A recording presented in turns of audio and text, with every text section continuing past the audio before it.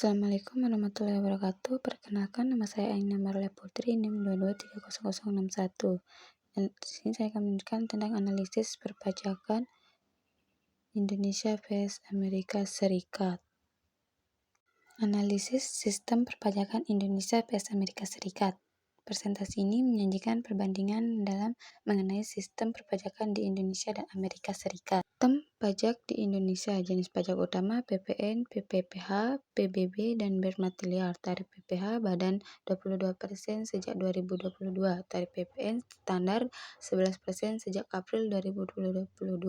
PPH organisasi pabrik program 5% sampai dengan 35%. Sedangkan sistem perpajakan di Amerika Serikat, perpajakan penghasilan federal, tarif progresif 10% sampai 37%.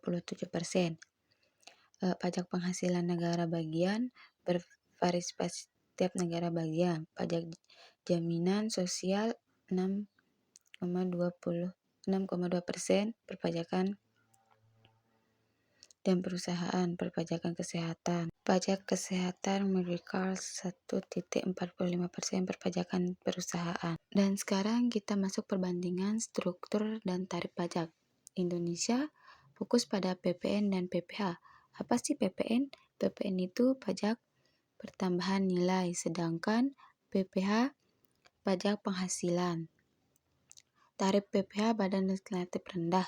Amerika Serikat sistem kompleks, ada pajak negara bagian dan lokal. PPH orang perbandingan bisa lebih tinggi. Kepatuhan dan penegakan hukum. 1. Indonesia modernisme sistem Eveling dan Eveling. Apa sih Eveling dan Eveling?